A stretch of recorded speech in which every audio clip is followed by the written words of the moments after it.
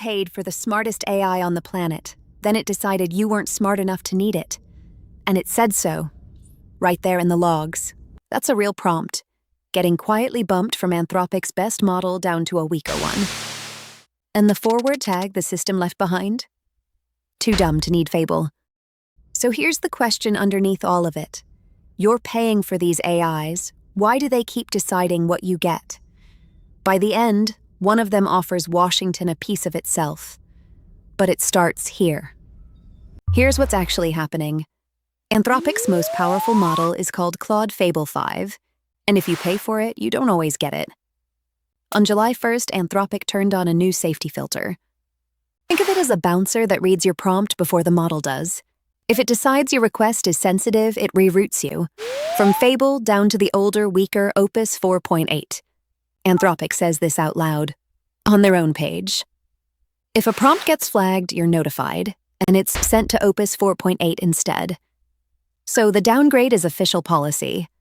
Catch is what counts as flagged, because here's what else they admit in that same post. They widened the safety net more than any launch before. Their words, many more benign requests would be blocked. And it trips on, quote, routine coding and debugging tasks. Normal work sets it off, and you drop to the weaker model. Then a developer went and read the logs and found the label the system uses when it does this to you. Too dumb to need Fable. That's the internal tag. A stranger's code deciding on the fly that your question was too simple for the model you're paying for, and saying so in writing. Now, in fairness, some of this is a real safety system built under government pressure, catching genuinely dangerous prompts. That part's defensible. But dressing a downgrade up in an insult and shipping it to paying users? That's the part they didn't mean for you to see. And that was the small secret. Here's the bigger one. Anthropic makes the tool a lot of developers code with. It's called Claude Code. And in the version that runs in your terminal, people found something hidden inside it. If you rerouted that tool through your own middleman server, say to use a cheaper foreign model, Claude Code checked where you were, your time zone, your server's address, whether words like DeepSeek showed up, and if it got suspicious, it did something sneaky. It changed the text of your prompt in a way you'd never see, swapping the apostrophe and the date format in one line for near-identical look-alike characters. Invisible ink, basically, hidden in a timestamp. That invisible mark is a fingerprint. Forward the request to another company, and it quietly tells Anthropic's servers where it really came from. A way to catch people copying their model on the cheap. Company's own engineer called it an old experiment to stop resellers, already being rolled back. The hidden code was found in the June build, version 2.1.196, signed by Anthropic, and pulled on July 1st. So why should you care if you're not a developer? Because this is the company that sells itself as the safe, trustworthy one. And in 1 week, we learned it'll quietly downgrade what you paid for and quietly watermark what you type. Both for reasons it decided were good enough, without telling you first. My read? Both moves have a real defensible logic underneath. Safety and stopping theft. But trust us hits different once you've seen the receipts. And the receipts were hiding in the logs and the timestamps the whole time, which makes the next story almost funny. Because while Anthropic was busy policing its users, another company spent the same week trying to steal them. If the first story was about a company deciding what you get, this next one's about the company betting you're finally fed up enough to leave. And it's the one Elon's been shipping at 3 in the morning. On July 1st, same day, xAI shipped this. It's called the Grok Voice Agent Builder. And the pitch is wild. Describe a phone agent in plain English, and 2 minutes later, it's answering real calls. A voice agent is just an AI that picks up the phone and actually gets things done. Books the appointment, processes the refund, handles the support call. No script tree, no hold music. The number that matters, 5 cents a minute.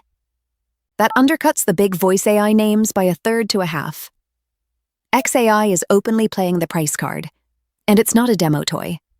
The same tech already runs Starlink's phone lines. xAI says it closes 1 in 5 sales calls, resolves 7 in 10 support tickets with no human at all, and juggles 28 different tools on its own. Big caveat, Those numbers come from xAI's own scorecard, not an outside referee. Same with the benchmark where it beats Google and OpenAI. xAI graded its own homework. So take the trophies with salt. But the price and the speed? Those are real, and they're going to hurt somebody. Why you care? The next time a company calls you about a bill or a booking, there's a decent chance there's no person on the other end. And you won't be able to tell. That future just got a lot cheaper to build. But voice was only half of what xAI shipped. The other half is aimed straight at Anthropic's developers. This next one's personal, because xAI built a tool whose whole trick is reading Claude's homework.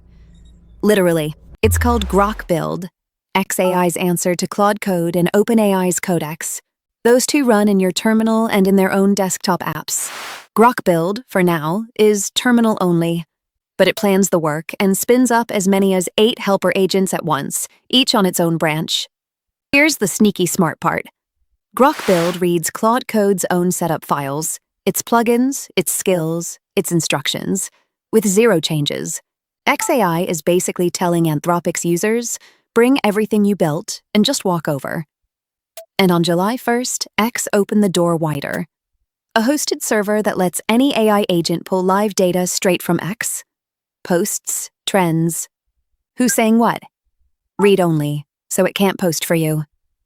A research window, not a megaphone. Now the honesty part, because this channel doesn't do hype. On the standard coding test, Grok Build scores about 71%. Solid, but behind Claude Code and Codex, which sit in the mid to high 80s. And developers found sharper edges. Code reviews caught it shipping insecure checks and leaking encryption keys. One popular jab was just, even the free version of DeepSeek can do this. So the real picture, the model under the hood is last year's coding model with a new name and a 5 times higher price. But the ideas around it, the 8-agent swarm, the just walk over from Claude trick, those are genuinely clever. Bold packaging, mixed engine. Why you care? This is the price war heating up over the AI that writes the software you use every day. When they undercut each other this hard, the tools get cheaper and better. Fast. Which brings us to the money.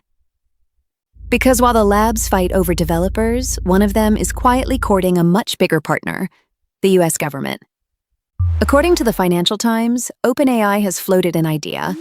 Give the United States a 5% stake in the company. Read that carefully because the framing matters. It's not the White House owning shares directly. It's a donation of stock to a national investment fund, the kind Alaska uses to pay residents a yearly check from oil money. 5% of OpenAI is about $42 billion. And the proposal reportedly imagines Anthropic, Google, Meta, and xAI each giving up a slice too. None of them has agreed to anything. Nobody's confirmed this. Not OpenAI, not the White House. It'd probably take an act of Congress. So it's a trial balloon, not a done deal. But it tells you which way the wind's blowing. The labs want Washington on their side of the table. Critics call that exactly the problem. The referee can't also be a shareholder. Why you care? Whoever ends up owning a piece of these companies helps decide the rules they play by. And how much say you get in what they build. One more before we go. Because the fight over control isn't just in the labs. It reached Hollywood too. The fans fought back. A few weeks ago, on June 22nd, Google's DeepMind, the lab behind AlphaFold, signed a first-of-its-kind deal with A24, the film studio behind your favorite art house hits. Google's putting in around $75 million. DeepMind's researchers will build tools with A24's filmmakers, starting reportedly with an AI storyboard generator. Not fake actors, not push-button movies, tools. But here's the twist. A24 built its whole brand on artists over algorithms. So within a day, its own fans revolted, flooding forums, canceling their subscriptions in protest. One of the studio's own directors had just called generative AI cultural and economic rot.